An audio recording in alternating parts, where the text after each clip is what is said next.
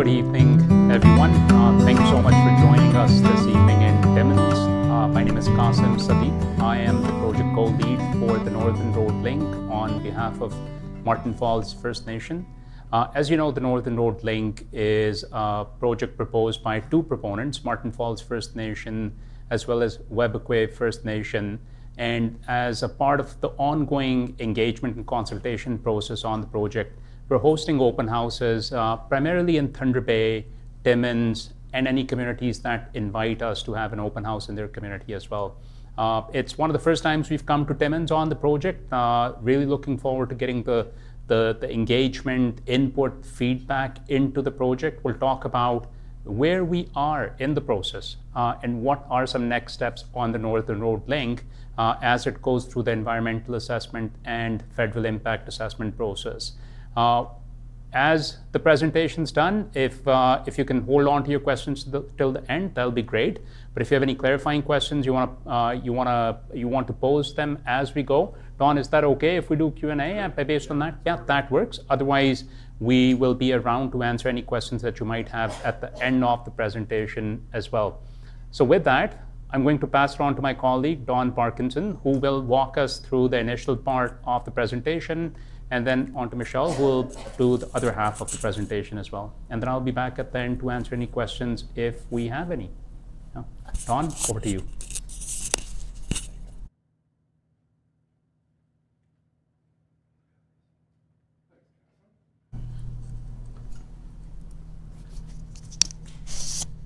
So just to provide a bit of background about the project, the road sits on Treaty 9 land. The purpose of the road is to connect the Ring of Fire mineral deposits to the all-season highway network via the proposed Martin Falls Community Access Road, also known as MFCAR. It also, in doing so, provides an opportunity for the Webequie First Nation to connect to the all-season highway network through the Webequie Supply Road. This project is, as you probably know, subject to the Environmental Assessment Act and the Federal Impact Assessment Act. The two proponents are Webequie First Nation and Martin Falls First Nation. And both of these communities, as you know, are about 500 kilometers north of Thunder Bay, and they're preceding the beginning of the impact assessment and the environmental assessment. There have been numerous studies on this road, and then finally in 2020, the province and Martin Falls and Webequie First Nation agreed to conduct the provincial EA and federal IA as well. So where does this project sit in the context of the other road projects? There's a lot of projects going on. People often get confused about these projects, and so the Northern Road Link project actually sits in the middle between the Webequie Supply Road project, which begins at Webequie Airport and then travels southeast and then due east to the McFalds Lake area near the site of the proposed site of the Eagle's Nest mine, and then the northern terminus of NRL would then connect with that and run down to an area in the vicinity of Martin Falls, which would then connect down to the resource roads in the south that are north of Nakina. In terms of our project team, it consists of a working group representing both First Nations, Webequie and Martin Falls, and they serve a strategic role in the project. And then at the operational level, we have project co-leads, one of which is Qasim Sadiq, the other is Michael Fox, and then there's us, the technical people, which is Atkins, Realis, and Dylan, and our subcontractors, some of whom are here today. The slides aren't moving up on the screen. Okay. Let me just. Why is that? Yeah, no, Okay, here we go. Thanks for telling me, Qasim. So, the project. Let's talk a little bit about the project. So, a all-season road is not just a road. There are other components to it. This would be a multi-use gravel road. The length of the road would be between 117 and 164 kilometers, and the reason why I'm giving you a range is that there are various alternatives that are still being evaluated. The right-of-way at this point is 100 meters, planned to be 100 meters wide. There are, of course, numerous water crossings, but one large notable crossing, that being of the Attawapiskat River, which is a span of more than 200 meters. And then, as I mentioned, a road is not just a road. There is a lot of what we call ancillary infrastructure, which is supports the project both temporarily and on a permanent basis as well too. In some cases, depending on the component. So storage and laydown areas would be temporary, used for construction, for storage of materials and laydown of materials that are used for road construction. Maintenance facilities and yards would be more permanent, obviously to store equipment to support the maintenance and operation of the road. Access roads. Access roads are used to typically access the aggregate sites, the sites which represent the sources of material used for road construction. And then, of course, construction camps, which would be temporary. And then all of the temporary facilities would be, of course, restored.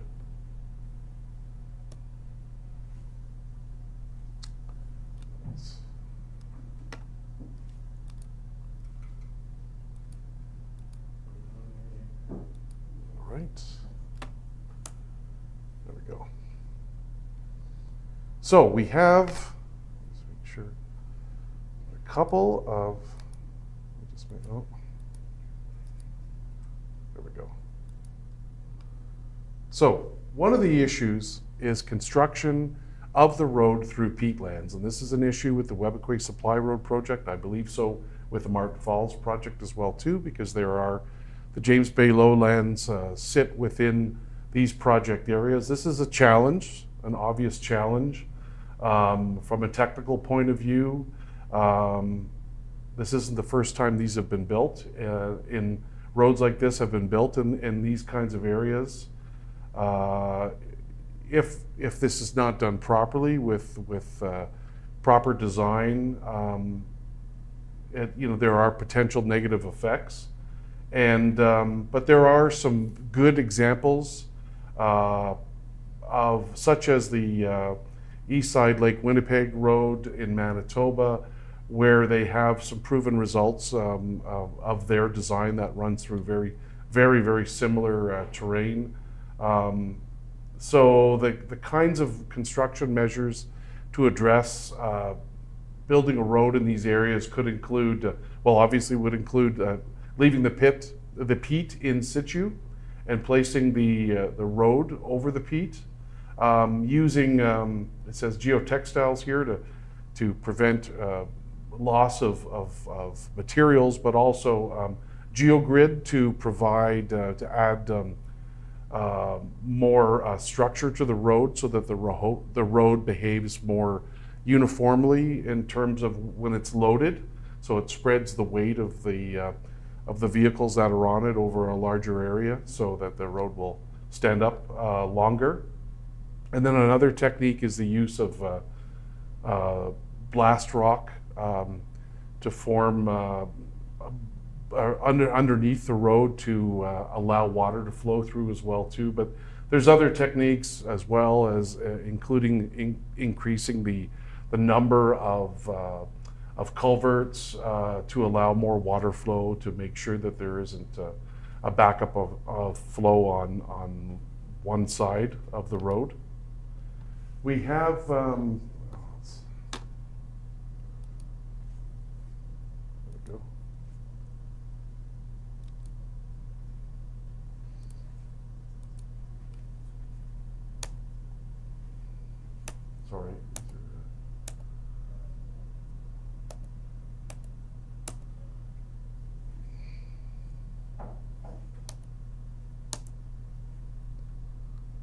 Sorry, these slides are not...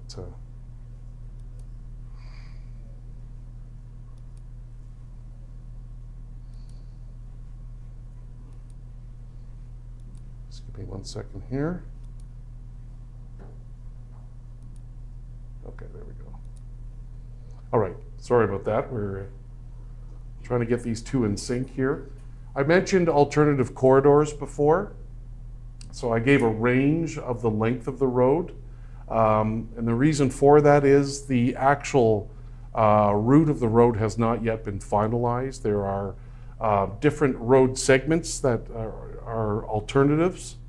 So you'll see on this map, we have various letters, A1, A2, C1, C2, and C3. These represent different alternative road segments.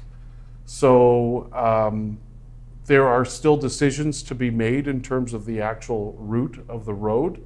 And but the actual planning corridor that we're using is 2 kilometers. And that allows for, gives us room to route around constraints that we may not have discovered yet. So, through this process, people identify, community members typically identify maybe constraints that, whether they might be significant areas that are of significance from on a traditional use basis. And so that having a 2 kilometer wide corridor allows us some room to shift the road within that corridor. And then these different alternatives are evaluated. They're evaluated based on a number of factors. One of the main ones is terrain. We also look at biological constraints, which is based on the studies that we do and on our Indigenous knowledge and data that is collected as well too by talking to communities. And a lot of the segments in here follow the esker. But there are some segments that go through the peatlands. There's a process where we evaluate these. There's obviously preferred areas where to build the road, such as where the soils are a little bit more easier to work with. So we would call like non-organic deposits. So you could see on the screen here, the areas in green are considered more suitable because they would have non-organic soils versus the less suitable ones which were represented in orange, where you have organic deposits. So things like silt and clay, very fine particles that don't compact very well. And so there's been various criteria that have been developed to assess advantages and disadvantages of the different routes. And we also have currently 3 alternate Attawapiskat River crossings. There's the west option A, the west bridge option B, and then we have the east bridge options. And I think they're on one of our slides over here. Yes, they are. Yeah, they're on a couple of our posters as well. And so again, we're going through an evaluation procedure to process to look at those. And the reason for the different crossings is because there have been, we've met with community members and gotten feedback on different areas. So, we now are looking at all these different factors and from a technical perspective, and then taking input from community members as well too. That leads me to diagrams that everyone loves to look at. This is the provincial environmental assessment process. And without going into great detail, we are now in what is called the EA phase, environmental assessment phase, where we're conducting the environmental assessment. And so this is really sort of the core of the work, where the studies, most of the studies are being undertaken. So our staff are busy doing a lot of field work through the area even right now, and collecting information. We just finished a process a few months ago of preparing the terms of reference on the provincial side. Terms of reference is basically the work plan for the environmental assessment, and then the federal process works a little bit differently. It's a little bit reversed, but that's where we are in the provincial environmental assessment process. Then on the federal side, there's 5 steps to the federal impact assessment process. There's planning, there's impact assessment, impact statement side, impact assessment, decision making, and then post-decision. So we're now in the impact statement side of the federal process. And in terms of time frame, so this process began in 2021. We're now in 2023, as you know, and so we've gone through a number of different steps in this process. And right now, and I'll say that right now, we are projecting to get a minister's decision, a federal minister's decision, and a provincial minister's, well, federal one by 2028 and a provincial one by 2027. So that's what we're projecting right now. That's, of course, subject to change, as we know. And now I'm going to call upon Michelle to talk about, among many other topics, IK land and resource use.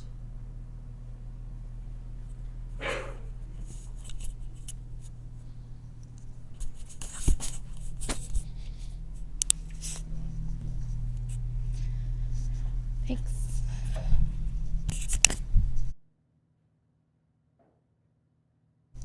Hi, good evening, everyone. My name is Michelle Nasir. This is my first time presenting for the Northern Road Link project, so please go easy on me. I'm going to be presenting on the Indigenous Knowledge Program. Just going to figure out how to get to that slide.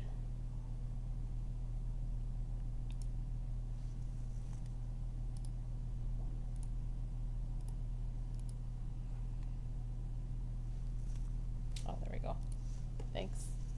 I think it just takes a while to cycle through. So I serve as the co-lead for the Indigenous Knowledge Program for the Northern Road Link project. And what we're trying to do with this project is do it as a two-phased approach, where we are trying to get as much information as possible from the Indigenous communities in a way that is respectful of their process of collecting information, and while doing that, that it's capturing voices, the ideas, concerns that they have in terms of this project and in terms of the potential for the impact of this project on these communities. The way we're undertaking this project is to launch this Indigenous Knowledge Program to identify and develop for us the approach that we take in assessing the impact of this project on potential Aboriginal and treaty rights and interests. The idea is that we get a better understanding of the existing environmental conditions, the fact that this Indigenous Knowledge Program can also inform our fieldwork. As Dawn pointed out, getting a sense of, for example, looking at the Ottawa-Piscataway crossings, like what are the communities have identified as a better option. All of that information we're seeking, not only from the Indigenous Knowledge Program, but overall from our consultation and engagement activities that we undertake on this project. This project, through the Indigenous Knowledge Program and through the Indigenous Knowledge land and resource use data collection that we're trying to do for this project, we are also looking to identify potential sites and areas that we may need to avoid. We're also looking, as I mentioned, to predict potential impacts of the project on Aboriginal and treaty rights and interests and on Indigenous communities. We're also trying to identify ways to avoid or minimize potential project impacts, and we're hoping that this information can also guide in identifying and developing follow-up and monitoring programs that we need to undertake as part of our project.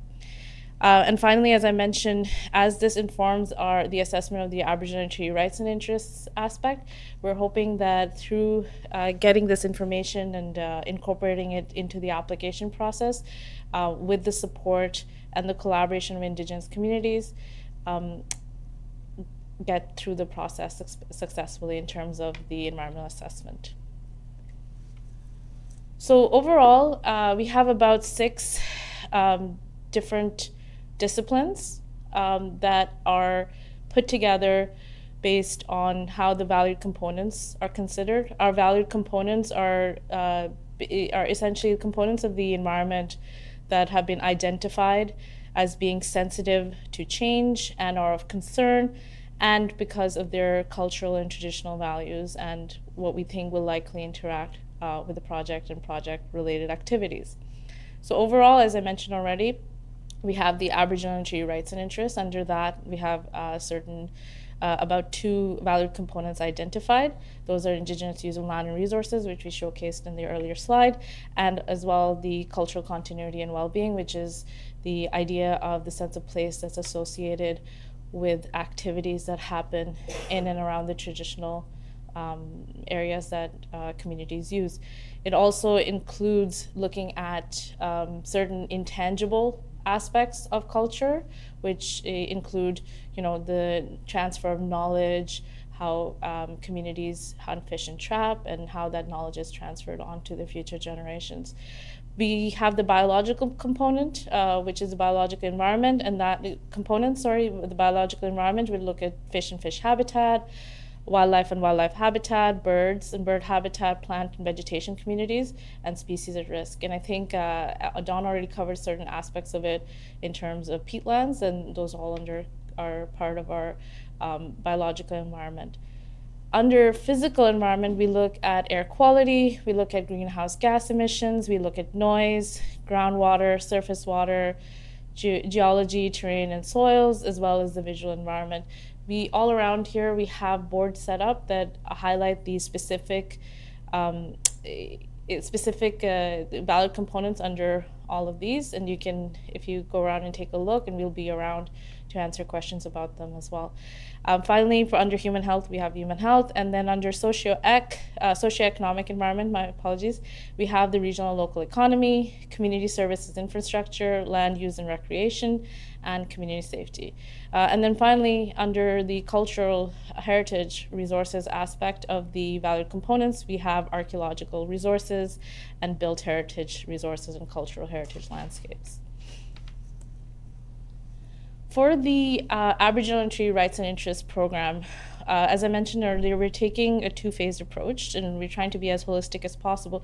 And this 2-phased approach essentially means undertaking the Indigenous Knowledge Program by looking at data that the communities want to provide to us for our assessment process, and as well as looking at any project-specific information that they've captured or that they've collected as part of this REA process. So this means data that they've already have and data that they want to capture specific to the Northern Road Link project. We have provided communities an idea of our preliminary study areas for the Aboriginal and Treaty Rights and Interest assessment work, and right now we are finalizing the revised study areas for the regional and local study areas for the Aboriginal and Treaty Rights and Interest assessment work. Our revised process undertook looking at comments provided by communities. So we reached out to communities with the original local and regional study areas, asked them to give us feedback, and based on that feedback, we revised our approach and updated it. What's shown here on this slide as well is the overall timeline for our Indigenous Knowledge Program and how it's going to feed into our Aboriginal and Treaty Rights and Interest assessment work. And up there, we have panels that show it as well in terms of where we are at this stage. Right now, for the Indigenous Knowledge Program, we're at the stage where we're collecting information from communities and requesting their participation in our program. So as I mentioned already, in terms of the physical, this is under the physical environment discipline. We are undertaking various studies for our physical environment value components. This includes air dispersion modeling, GHG emissions inventory, and including loss of carbon sinks. We're looking at climate change assessment. We're looking at noise impact assessment, groundwater wells, surface water sampling, flow measurements, and other hydrological modeling. We're also looking at drilling and peatland depth probes, and we're also, for under visual assessment, we're looking at visibility mapping and 3D landscape modeling.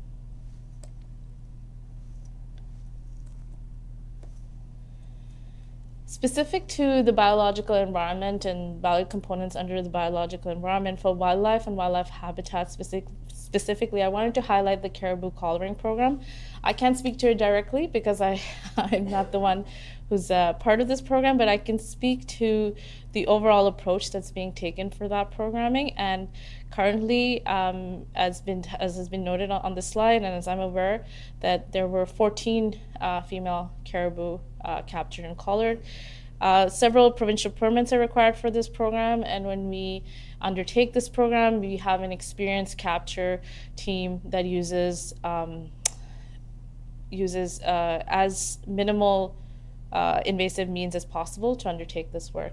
So that means includes using a net gun from a helicopter. Caribou will be restrained during handling, but no drugs are involved in this work. And each caribou is fitted with a collar that includes a radio signal as well as satellite GPS. This process takes about 30 minutes for each caribou, and it's been a relatively painless process as far as we can tell.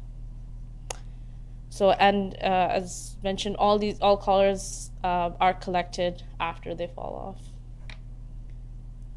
off. Specific to collars, sorry, I forgot to mention that they do remotely transmit locations per day, so about 8, and before they fall off, they remain on caribou for at least up to 3 years.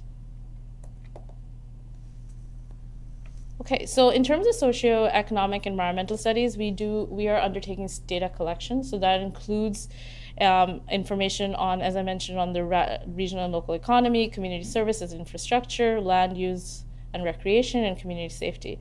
So the way this data is captured is that right now, as we speak, we're undertaking community surveys. So this means sending out community coordinators to coordinate surveys in the communities. And sometimes it also means bringing in focus groups and undertaking in-depth interviews and looking at publicly available data. Publicly available data, of course, includes demographic data that is available either from Stats Canada or specific to tribal councils that are hosting data about the Indigenous communities that have been identified for this project. Under cultural heritage resources studies, right now we're undertaking a stage 1 archaeological assessment and also undertaking an overall cultural heritage study. And it's also going to be linked to other work that we're doing with Indigenous communities in general.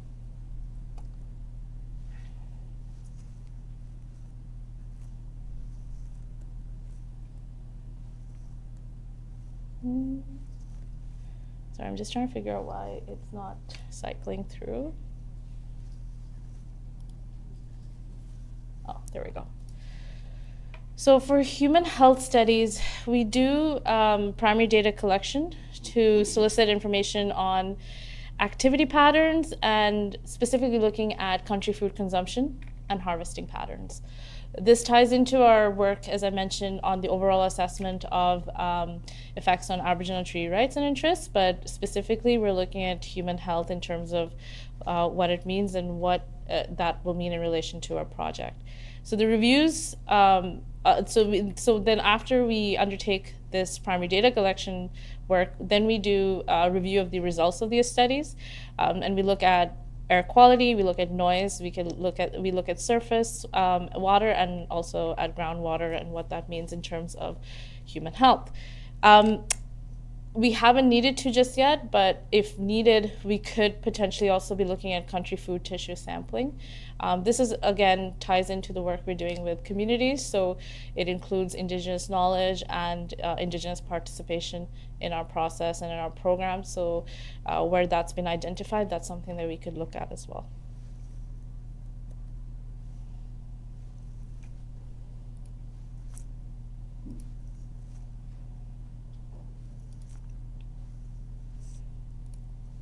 Sorry, it just takes a while to cycle through, I think.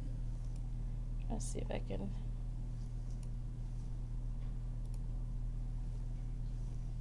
Okay, the slide's not putting up, but I'm just gonna speak to it anyways in general.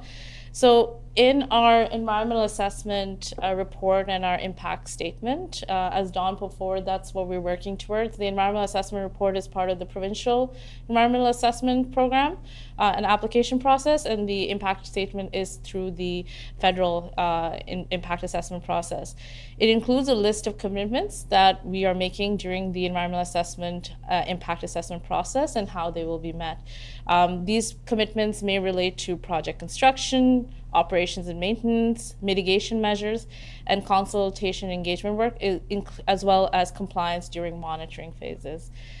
Monitoring is meant to verify the effectiveness of our mitigation measures that we are contemplating during the application process, and to help determine if additional action is needed to meet those project commitments. And that's what it essentially entails in terms of the work we're undertaking. And then finally, thank you so much for coming out to our open house today. And I'll pass this on back to Qasim to finish up. Thanks. Thank you, Michelle.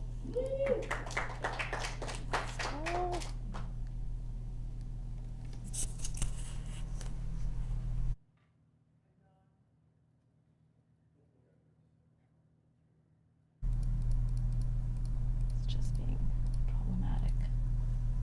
Hopefully it pulls up. Okay, our contact information isn't coming up, but I'm just looking around the room to see if we've got a board. Yeah, and They're all in the pamphlets as well. So they're in the pamphlets as well. So anyone who has a question outside of this meeting as well, that's what the contact information is for. But thank you so much for attending this part of the open house. We'll now open up the floor for any questions or comments at this point, and then we'll sort of, once we're done with this part, we will sort of go around the room and we can have more one-on-one individual conversations as well. Any questions or comments? Yeah, Yes, sir. With the Supreme Court decision on the Impact Assessment Act, do you foresee anything happening with that, with this project, or how it will be affected? That's a great question. As some of you know, the Supreme Court came out to give a ruling, I think it's fair to say, against the Impact Assessment Act. And based on what we know, we've received guidance from the Impact Assessment Agency of Canada, where they're looking at projects on a case-by-case basis. So we're waiting to hear back from the agency if there's any changes to our project. Given where we are in the process, which is we've received our tailored impact statement guidelines this summer, we expect and anticipate that we will continue with the federal impact assessment process. But the agency has reserved the right to give us new guidance on how to continue. For now, the direct input's been that they expect us to continue with the process, given that the TISGs now exist. And the Impact Assessment Act is being updated. We don't really know what that will mean in the future, to be honest with you. If I had to predict, I would say that we still continue to do the work that we're planning. That's the guidance we've received. Once the coordinated report is ready, which is the coordinated federal and provincial environmental assessment report, our anticipation is that the federal government just might put like an analysis an analysis and review lens on it, which is based on the Supreme Court's decision. So that's an anticipation. Not too sure if that will happen, though. Yeah, you're welcome.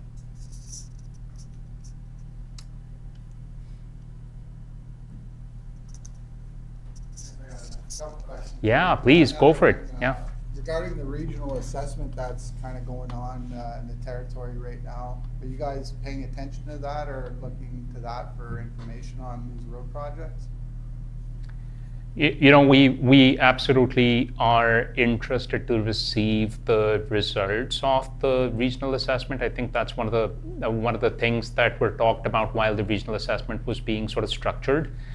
Whatever the regional assessment says to us, so I think there are two possibilities of interactions while the regional assessment's happening. The first possibility is any requests that might come to the project for information and data. that would be our responsibility to respond back to it, to provide that information, to share that data, and we will. The second one would be what the regional assessment has to say back to the project.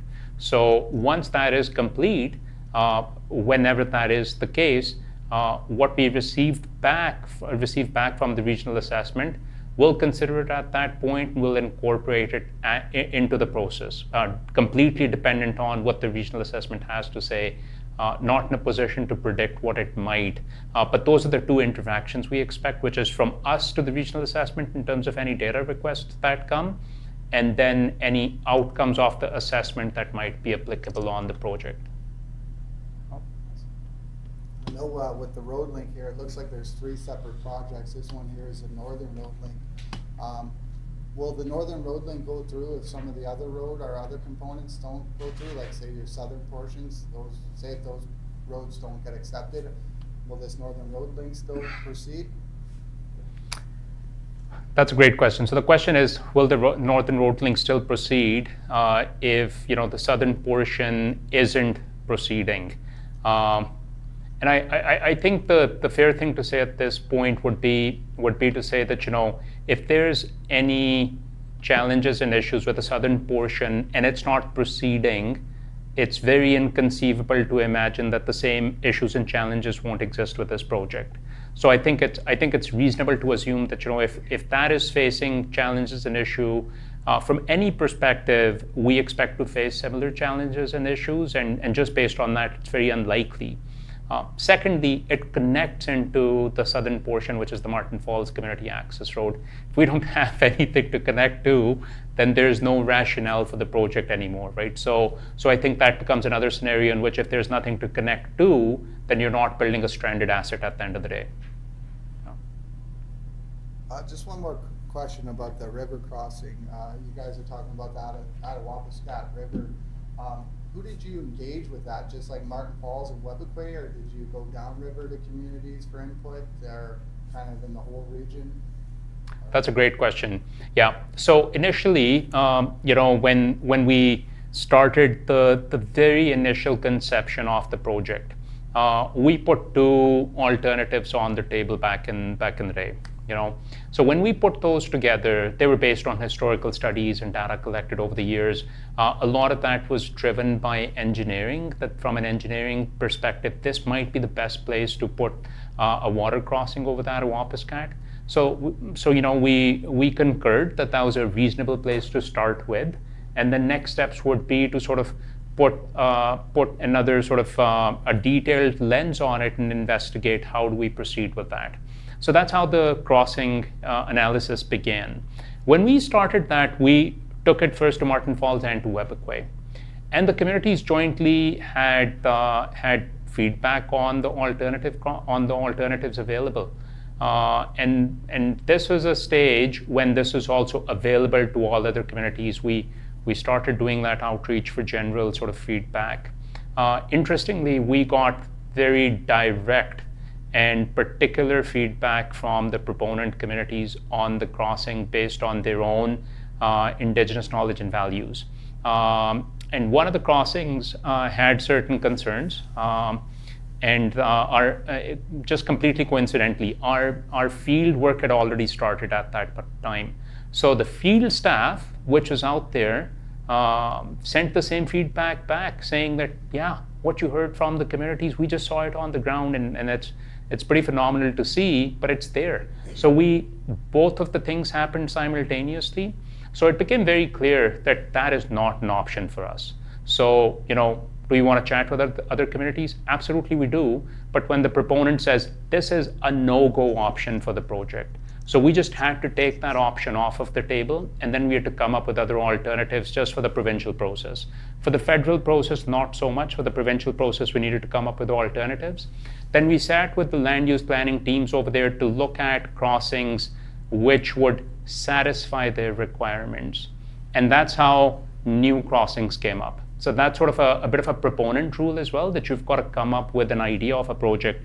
And the 2 communities did. Then we started consulting on these alternatives, and we are. And based on the feedback and input we get from communities that are downriver, upriver, around the project, we absolutely want to sharpen these crossings quite a bit. So the process is still wide open. We still want to engage with the communities. We want feedback, and hopefully that process of listening to all the input that is available will lead us to the best crossing.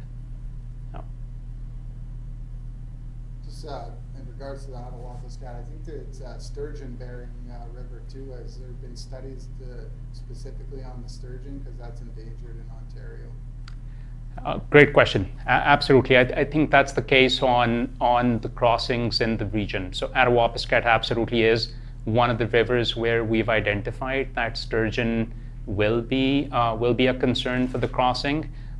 We've identified areas where you've got sturgeon habitat. If you look at that poster board over there and you get a chance, take a moment to read it, you'll see that one of the crossings absolutely has that concern.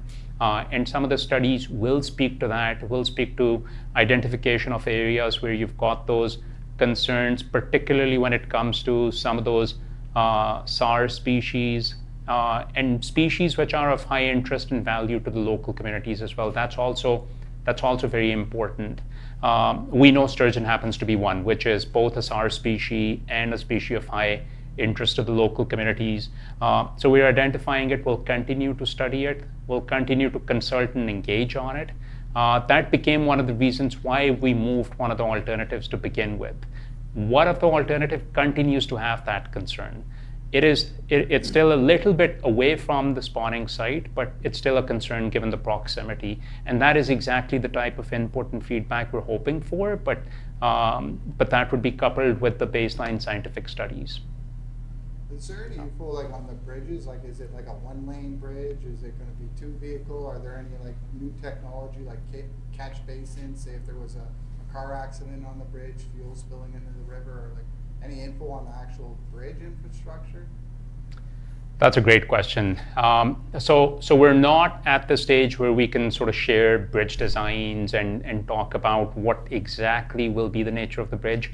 But those are the type of inputs or questions or concerns that we're hoping will inform the bridge design. I can tell you that just from an initial scope perspective, the bridge will follow the same sort of specs as the road. So you'll have 2 lanes, you'll have the same sort of continuity of the asset throughout. Like the road and the bridge will look pretty consistent. You won't go from a 2-lane road to like a single-lane bridge all of a sudden, which does happen across Ontario. But we expect that to be a 2-lane bridge at this point. And then we also know that the Attawapaskat is a navigable river. So the design of the bridge needs to accommodate for that. So those are all the givens. Then we've got to meet the TAC standards or the engineering standards which are imposed on the project. The bridges and the road has to meet all provincial highway standards which are applicable on us. And pretty much all of them are applicable on us. So we've got to meet those. And then lastly, concerns that come up, whether that's concerns about the natural species, about the natural values, the cultural values, safety concerns. Those are things which will be sort of talked through and thought through as we go through the process. So we're not quite there to be able to talk about the design of the bridge, but probably in another 2 years we will be. Yeah. I got one last question about the caribou. Absolutely. There's a lot of info about how you guys are calling them, all that kind of stuff. The lady presented pretty well on that. Do you guys actually have any data of what this road going through that territory would do to the herds? Because there's like calving areas, there's 2 different herds going through there. They're very sensitive to noise and sound and kind of any disturbance, and I think it's a species at risk also. So will there be data shared with community, or is there current data of what you guys have found out so far? How do you mitigate what will happen if the growth theoretically hasn't been in there? Yeah. I imagine all the effects would happen to the herd once an actual road is in there. Yeah. That's a great question. There's a few things happening with the caribou, just as you're very well aware, just naturally with the caribou, even without a road. So we're studying sort of every aspect of caribou that we can.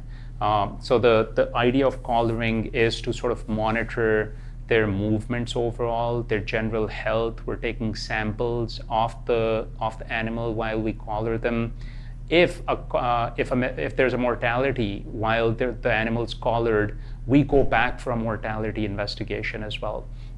So we're trying to collect one of the most comprehensive data sets ever collected on caribou in this part of Canada, and it's a long program.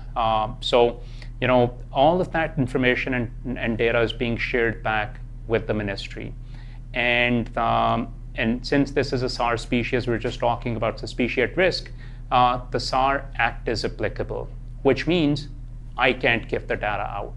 However, the data is available. Okay, so the data is available through the ministry. Individual communities can get into a data sharing agreement with the ministry. It's a straightforward process. It's not overly complicated. Once you get into that data sharing agreement, we report to the ministry, and as we report them, the data can become available to any entity, any community that meets the requirements of data sharing, basically. So that's the first part of the question. The second part of the question around how will we mitigate the impact of the road on caribou is I'm not in a position to answer that today, because today we don't exactly understand how the road comes to impact caribou. We have a sense of how it will. I think you've spoken to some of those impacts, but we'll be a lot more sort of descriptive in what the data says, and then based on that data, what predicted impacts might be. So first we have to define that. Once we've done that, then we'll speak to mitigation. And there are different mitigation measures available across the country, lessons learned, and we absolutely hope to implement the best in-class mitigation measures available once we understand what the impacts are. But we're at such initial phases in the project that we're not there to be able to talk about that this is the way the project will impact caribou. In the future, we will be very specific about it. We'll come to events like this. We'll have like the study available on caribou that shows exactly what the analysis shows, where the caribou are, how we are going to impact them, what we found. So that will become available in a future open house just like this one. Yeah. Sorry, I think I have one last question. Yeah, sounds great. About the socioeconomics. You guys said you were using a lot of Indigenous knowledge. Are you guys doing like a cumulative effect studies of that northern road link and what that impact would have on the communities with influx of people going in there, sound, all that kind of stuff, dust from the road, industry potentially? That's a great question. So cumulative impacts, let's start there. We do have a cumulative effect study planned as part of the Northern Road Link. We'll share all the different projects as part of that study's work plan. We'll share all the different projects that have been identified that will come to be studied as part of the road project, the Northern Road Link project. If there's any other projects which communities think that we should be aware of, that we might have missed, we'll absolutely talk about that, incorporate that, and we will zoom out and we will look at cumulative impacts of the project on the region. So that was the first part. The second part was talking about how the project impacts the socioeconomic environment around the project as well.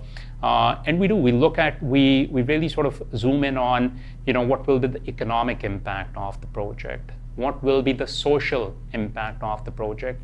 And of course, we have to do both, study the negative impact of the project as well as showcase the positive contributions that the road can make.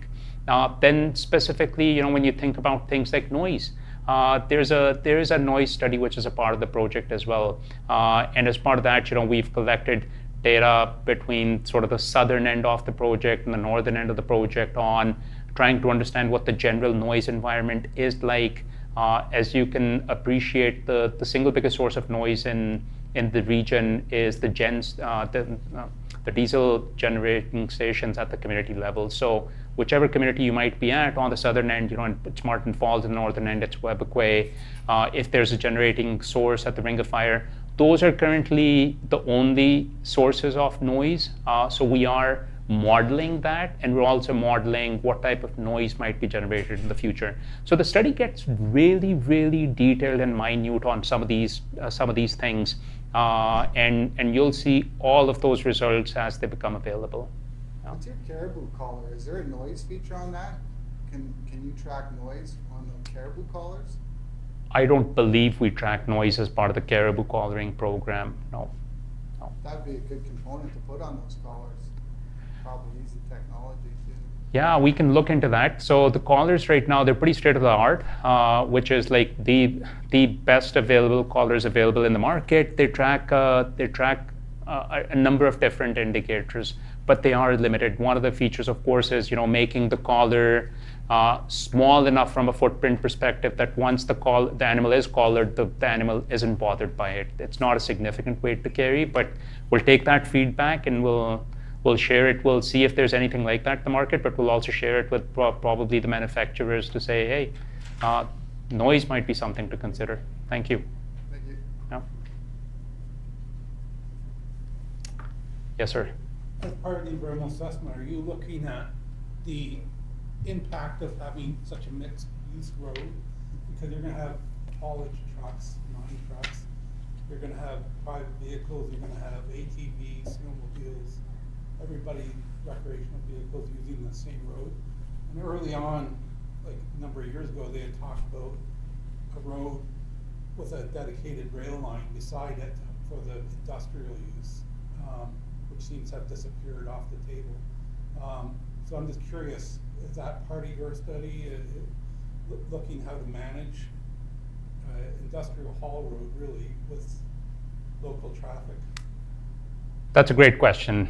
One of the things we sort of deal with the project is that, a very different conception of a similar project existed in the past. People have talked about a mining haul road with massive haul trucks.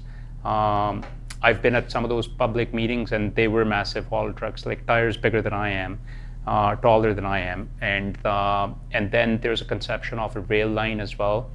I can speak to what the project is today, and the project is certainly has no conception of a rail line.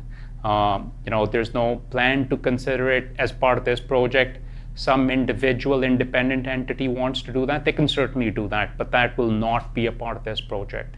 It is a corridor nonetheless. A corridor means you can potentially consider things that go with the road. And rail lines don't go with the road necessarily. They have to do their own process. It will be significant, different, and defined. And the communities have no intention of proposing a railroad either. So that's the first part. The second part is around the idea of a mining haul road. So this road is going to be the same as any other Ontario highway, with the potential implication that the communities might decide to have some layer or lens of access control. Absent of that, you couldn't bring a road, any vehicle on this highway which isn't allowed on any Ontario highway. So those big private mining trucks will not be able to access this road. So the transport trucks that you see on the road will be the ones that you see on any highway in Ontario. That's it. You've got to be road legal. If your vehicle is not road legal, you cannot be on this road. And in terms of sharing the road, we're designing the road just as any highway around Timmins or Thunder Bay, with safety features built in, passing lanes, rest area. Those type of features will be thought through as we go through the process, because that mining traffic will be there. But the difference is that when we say mining traffic, we no longer mean large mining haul trucks. They will be regular transport trucks, and they could have ore in it, they could have furniture in it, they could have food in it. We won't know the difference just by looking at them. So they have to be road legal. That's, from our perspective, that's the main requirement. Yes, sir. The auto opposite crossing, it's protected by Ontario Provincial Park. How are you guys going to deal with that? In terms of it's supposed to be a protected area. Now it's gonna be unprotected when you guys go through there. And it's a huge concern for us, and I don't think, we even look at that in that area from our First Nation point of view. And the other, my other question is the caribou. Caribou is very important to us, Arawaska people, and the Omushkegwa people. Very important diet to us. And I can tell you, there's no mitigation. I can tell you that firsthand. I know that.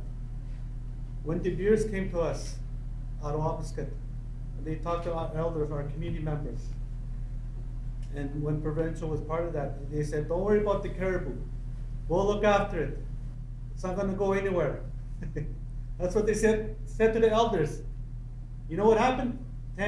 5 years later, caribou started moving further away from the mine, from the winter roads, because of the noise, ongoing lights. And nobody wants to go caribou hunting there now. Now there's a boundary there now. We're not allowed to caribou hunt in that area. So these are real impacts. You talk about indigenous rights. Well, that's my right to hunt. And I can't hunt it. There's a boundary I can't hunt. There's a buffer zone. So these are real issues we're talking about here. And I don't think you guys have a true reality of what you guys are going to be impacting here. I don't think you understand. You guys are not from there. You weren't born and hunt in that area. No, my ancestors, my elders, even my dad here, they've been out there hunting. So you are going to impact our way of life, no matter what. You think we're going to bring mitigation here? There is no mitigation. That's going to impact our way of life.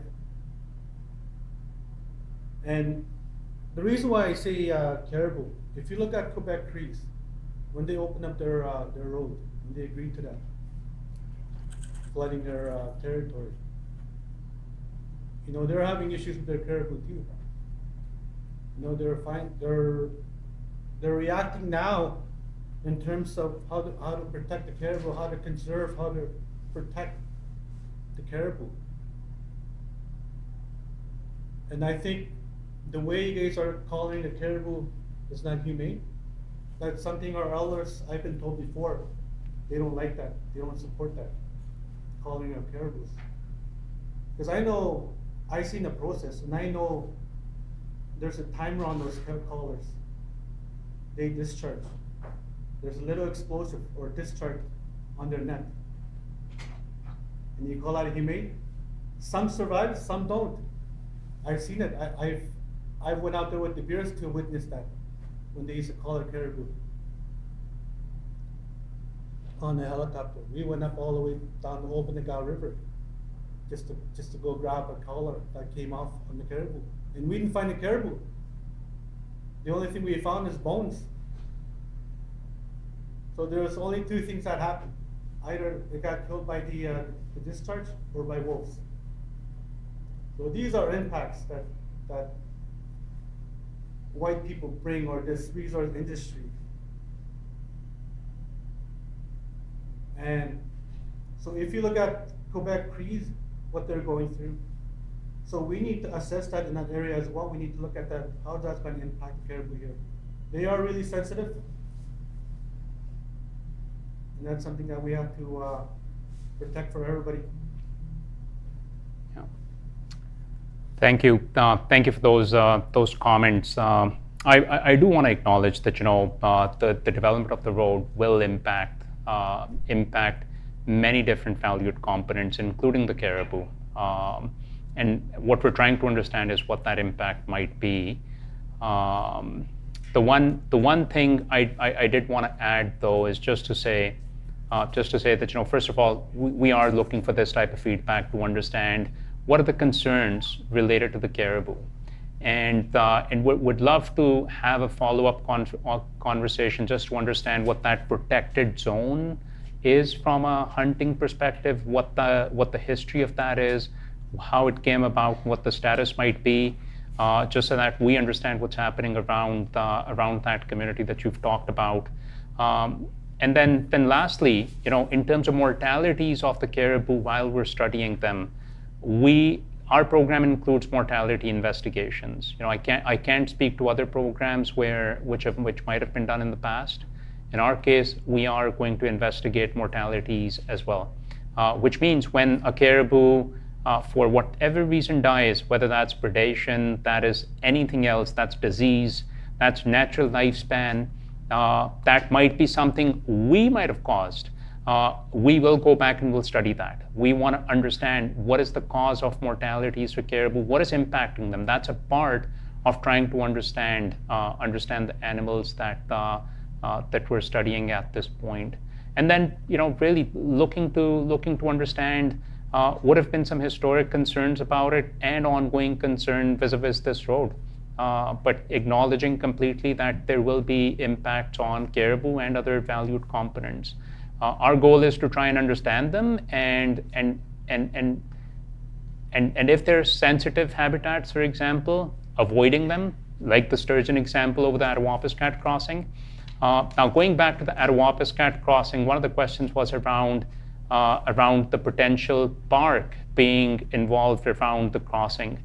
There are mechanisms available to be able to cross or to do some development similar to an access road through a park.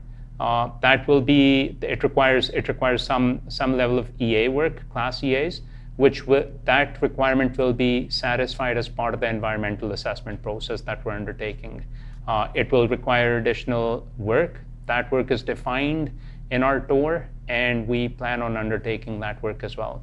In terms of access to the park and the surrounding area in the future, again, that's a conversation we want to have as part of the environmental assessment process. We want to understand what are some concerns. If concerns are around access to the region by outsiders, we would like to understand that, and then we would like to talk about how do we mitigate that impact in the future? How do we restrict? Like, one of the things I said was that the nations are considering some potential restriction to access, but we're also trying to model what that access looks like. Who do we predict will come into the area, into the territory? What type of utilization of the road are we predicting at this point? How much traffic do we foresee in the future? So all of that information will also be shared as the studies are complete. And then all of this input and feedback helps us come up with ways that we can mitigate those concerns. Have you considered, I know this past winter, Environment Canada has a good program. I think they have a good program in terms of assessing and surveying the caribou. They do aerial surveys. They don't hover around them by a chopper and getting the gun by getting the net and collaring them. They hover and that, I don't think that's humane. That's right, but the Environment Canada has a good program in terms of monitoring the caribou. I know they just did one by Mississauga area, Mississauga Lake, and all they do is just fly over. They survey the caribou where they are, and once they move around and they go take their DNA tests and they get samples, hair, whatever, all the stuff that they need. And I seen the report that they have. Lots of good information doing that and assessing and using as well. I think what's missing is your assessment is using the Indigenous people, Indigenous knowledge. That's another humane way to assess caribou. And you would get more knowledge from the people, talking to people in Attawapiskat, people, witness people, I don't know, whoever it is. And I think that's something I've heard before from the elders in my community, even when I did my work there. I just wanted to share it. Thank you so much for sharing that. The fixed wing surveys as part of the caribou program, we've done some in the past. The methodology around collaring is something which is required by regulators from us. So we've done the fixed wing surveys in the past as well. The collaring is another requirement by different regulators. We are aware that there are other caribou studies ongoing in the area as well, some led by the government, and they also, by the way, include a collaring program. So they've done the fixed wing surveys, but as far as I know, there is a collaring program that's separate from us that is either planned or has already been executed as well. So you might wanna check with them. If you like, we can follow up and confirm as well what the status of those programs is. In terms of Indigenous knowledge, absolutely, it's a very significant part of the project for us. When we go out collaring, we prioritize having community members join the collaring program from Martin Falls, from Webquay, also making that available to other communities that might have an interest in it. But we have a very significant interest in an Indigenous knowledge program, as Michelle described in her presentations as well. We've got funding available as part of that, and we're hoping to have communities share that if they would like to share that with us. And we're also holding an Aboriginal treaty rights and interests forum. Michelle, is that next week? It is. So it's next week. Yeah, starting on Tuesday. Thank you, Michelle. Tuesday, Wednesday, and Thursday of next week, we're getting together with the other two road projects with the Government of Ontario and Canada, and we've invited all surrounding neighboring communities to join us so we can have that conversation around what is the predicted impact of the project on Aboriginal and treaty rights and interests, to be able to support and talk about an interest in an Indigenous knowledge program across all communities that are close to the project. So not just for Martin Falls and Webquay, absolutely for those communities as well, but for all communities around the project. And we have a strong desire and interest in supporting that for the communities themselves to collect their information, and if they choose to share it with the project, to share it with us as well. Will there be a virtual option for that, or can you share that info for that session? We can share it with you. There is a virtual option. So Tony just confirmed. Thank you, Tony. This is why this is great teamwork. Thanks for confirming that. Yeah. So yeah. Great. You guys got the links, or? It'll be up on the website. Do we have your contact info when you signed in? Yeah. Okay, we can forward that on to our team and we'll get the information for the link. Great. I think we can just say at northernroadlink.ca and supplyroom.ca. You can go there, there'll be links on both those websites where you can just click and fill. So just northernroadlink.ca and supplyroom.ca. So just to repeat that on the mic as well, Tony, I'm going to say that next week in Thunder Bay, Tuesday, Wednesday, Thursday. Thursday is a half day. So if you log in at 1 p.m. on Thursday, don't be surprised if there's nothing there. We'll be gone. Tuesday morning, northernroadlink.ca, you will be able to access a live feed of the entire program from the website. Tony also said it's up on supplyroad.ca as well, but on northernroadlink.ca, this will be up and available. But again, really encouraging everyone to come in person if you can. Understand that it might not be possible for everyone, and that's why the online link is also available. Okay, great. Well, I want to thank everyone for joining us for this part of the open house. We still have some time to go, so look forward to having in-person conversations. Thank you so much, everyone.